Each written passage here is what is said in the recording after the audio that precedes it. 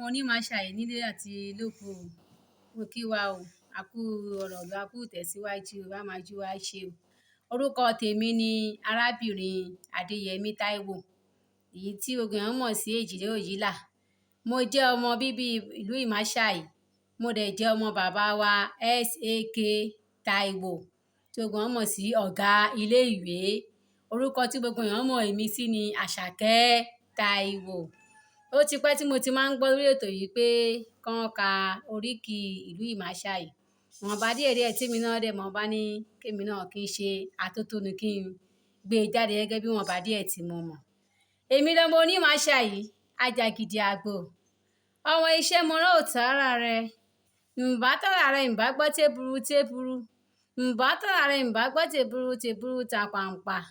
Ọmọ oúnjẹ lóko, ẹyẹ àdàbà ńlá.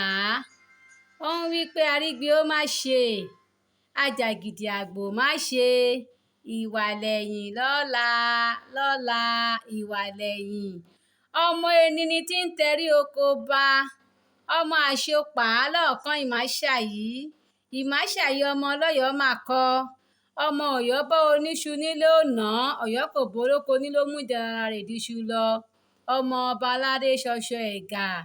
Ọmọ Ọ̀yọ́ lògún wà, igi lásán lásán lára oko ń bọ. Ọmọ àgbògbóhùn orò tasẹ̀ girigiri. Ọmọ arígbọ́ owó ṣàna ìyàwó.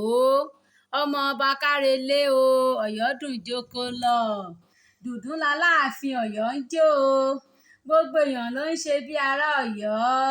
Ará Ọ̀yọ́ ò ṣe bí ẹnìkan. Gẹ́gẹ́ bí ìwádìí tí a ṣe àti ìtàn tá a gbọ́ látẹnu àwọn bàbá wa, wọ́n sọ fún wa pé àwa ará ìlú Imasayi pé ìlú Ọ̀yọ́ láti tẹ̀dó wá. Gẹ́gẹ́ bí ìtàn ṣe sọ fún wa, wọ́n ní ìlú Ọ̀yọ́ láti ṣẹ̀ wá. Ọmọ ọba ní ìlú Ọ̀yọ́ tí ń ṣe Olúàṣótẹ́dó Ògúnọlá ni bàbá ẹ̀, gẹ́gẹ́ bí wọ́n ṣe sọ fún wa wípé òun ló wá tẹ ìlú Imasayi nígbà tó kọ́kọ́ dé etí odò Yewa, etí ilẹ̀ Yewa ni ó tẹ̀dó sí. Ojú ọmọ ló pọn, gẹ́gẹ́ bí ìtàn tí a gbọ́ látẹnu àwọn bàbá wa tí wọ́n máa ń sọ fún wa pé ojú ọmọ ló pọn ló fi wá tẹ̀dó sí ilẹ̀ Yewa níbi tó ti ń wá ọmọ káàkiri tán ní kó lọ dífá. So nítorí ìdí èyí, gbogbo ọmọ bíbí ìlú Imasayi gẹ́gẹ́ bí ìtàn tí èmi gbọ́ o, wọ́n ní Ọ̀yọ́ láti ṣẹ̀ wá, pé Ọ̀yọ́ nílé wa o. Ọ̀yọ́ nílé wa, Ọ̀yọ́ nílé o. Ọ̀yọ́ nílé wa, Ọ̀yọ́ nílé o. Bó bá yá mi lọ́la, Ọ̀yọ́ nílé o. Ọ̀yọ́ nílé wa, Ọ̀yọ́ nílé o. Ọ̀yọ́ nílé wa, Ọ̀yọ́ nílé o. Bó bá yá wa lọ́la, Ọ̀yọ́ nílé. Ẹ ṣé o. Orúkọ mi lẹ́ẹ̀kan sí ni Àṣàkẹ́ Táíwò, tí í ṣe ọmọ bíbí ọ̀gá ilé ìwé Imasayi.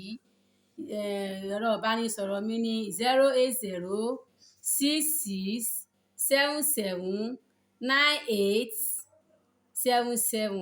Lẹ́ẹ̀kan sí 08066779877. Mo kí gbogbo ọmọ Olúmasayi ajagidi àgbò nílé lóko, a máa jú wa ṣe o.